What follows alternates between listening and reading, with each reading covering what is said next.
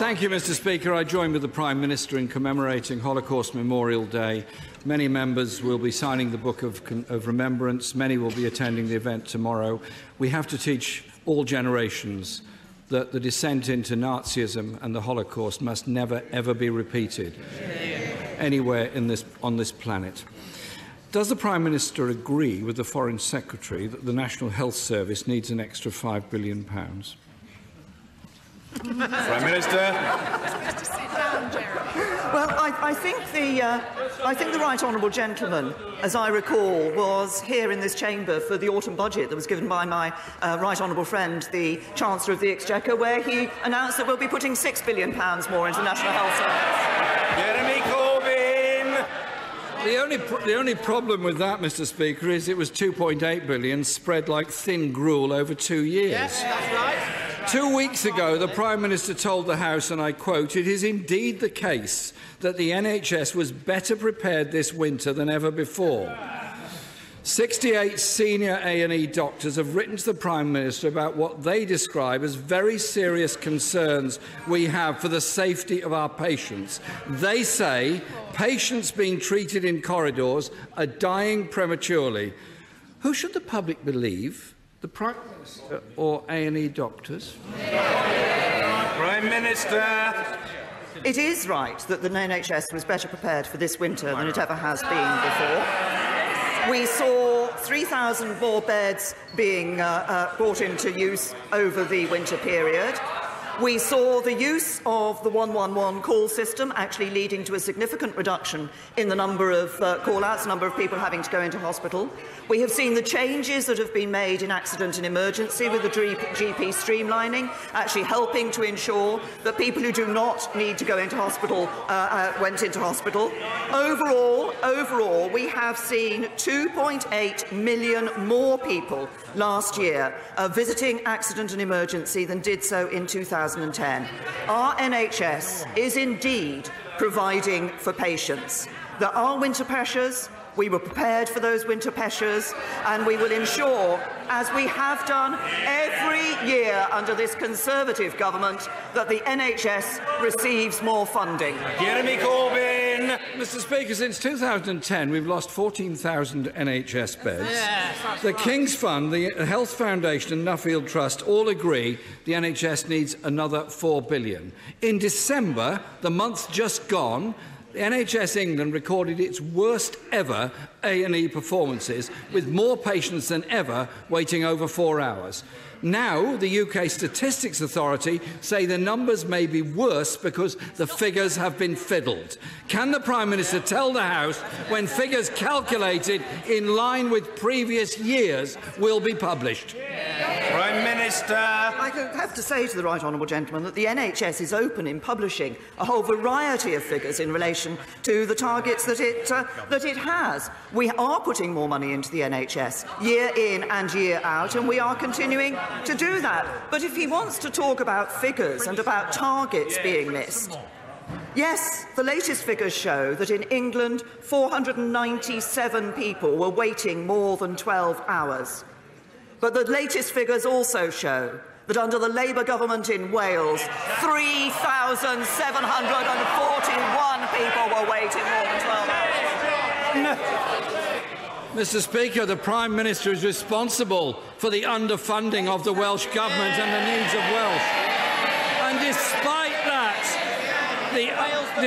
that, the overall Welsh Labour health budget has grown by 5% in 2016-17. It's Labour Wales with a problem of underfunding from a Conservative government based in Westminster. So far, Mr. Speaker, this winter, 100,000 patients have been forced to wait more than 30 minutes in the back of an ambulance in NHS England, for which she is responsible.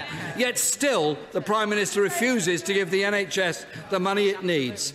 Can she tell us how many more patients will face life-threatening waits in the back of ambulances this winter?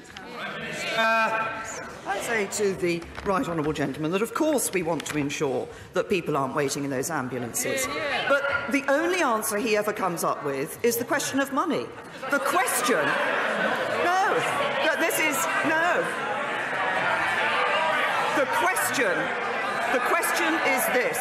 question is this. Why are there some hospitals where the percentage of patients waiting more than 30 minutes is 0, and other hospitals where the percentage of patients waiting more than 30 minutes is considerably higher? And if he wants to talk about funding, perhaps we should look at what the Labour Party promised at the last general election last year. It's all very well shadow ministers shouting about the comparison of money. The point is that at the last election, the Institute for Fiscal Studies said this: Labour and the Conservatives are pretty much on the same page. There's not much to choose between them in terms of the money they'll put into the NHS. Corbyn! A Labour government wouldn't be underfunding the NHS. A Labour government wouldn't be privatising the NHS. A Labour government wouldn't be underfunding social care. A Labour government would be committed to an NHS free at the point of use as a human right. Mr. Speaker, according to a whistleblower, as many as... Hang on. According to a whistleblower, as many as 80 patients were harmed or died following significant ambulance delays over a 3-week period this winter. This is a very serious situation, and the Prime Minister must be aware of it. What investigation is the Department of Health carrying out into these deeply alarming reports? Prime Minister. Right, honourable gentleman, that when we hear reports of that sort, of course they are very alarming. And that is why the Department of Health does make sure that investigations do take place. Now, that may be undertaken by the Department of Health or by the particular trust involved, the ambulance trust or the hospital. But these issues are properly investigated because we don't want to see that happening. We do want to see people being properly cared for. And if there are lessons to be learned, then they will be learned. Because what we want to do is our support for the NHS is about providing it with the funding, the doctors, the nurses, the treatments, the capabilities that it needs in order to be able to deliver for patients. That's why we're backing the NHS with more funding. That's why we're ensuring they get the best treatments, and survival rates for cancer are higher than they've ever been before. It's why we're ensuring we have better joined-up services across the NHS and social care, so those people who don't need to go into hospital are able to be cared for at home. And it's why we're ensuring that we're reducing waste in the NHS, so taxpayers' money is spent as effectively as maybe on patient care.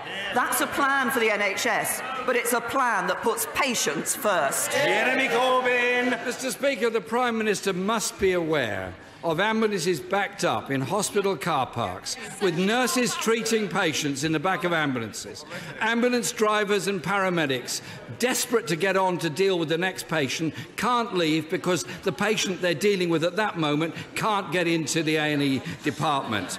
It's been reported that a man froze to death waiting 16 hours for an ambulance. Last week, a gentleman called Chris wrote to me saying, "My friend's 93-year-old father waited 4 hours for an ambulance after a fall." These are not isolated cases. These are common parlance all over the country. It needs money, it needs support, and it needs it now. The Prime Minister is frankly in denial about the state of the NHS. Even the absent Foreign Secretary recognises it, but the Prime Minister isn't listening. People using the NHS can see from their own experience it's being starved of resources. People are dying unnecessarily in the back of ambulances and in hospital corridors. GP numbers are down, nurses are leaving, the NHS is in crisis. Mr. Speaker, Tory MPs might not like it, but I ask this question of the Prime Minister. When is she going to face up to the reality and take action to save the NHS from death by 1,000 cuts? Prime Minister. There is only one part of the NHS that has been seen a cut in its funding. It's the NHS in Wales under a Labour government. This is a government This is a government that is backing the NHS plan, that is putting more money into the NHS, that is recruiting more doctors and nurses, that is seeing new treatments come on board which ensure that people are getting the best treatment that they need. Because this is a government that recognises the priorities of the British people. Priorities to ensure that our NHS remains a world-class healthcare system, indeed the best healthcare system in the world. Priorities to build the homes that people need, to make sure that our kids are in good schools. This is a government that is building a country that works for everyone, and a country in which people can look to the future with optimism and hope.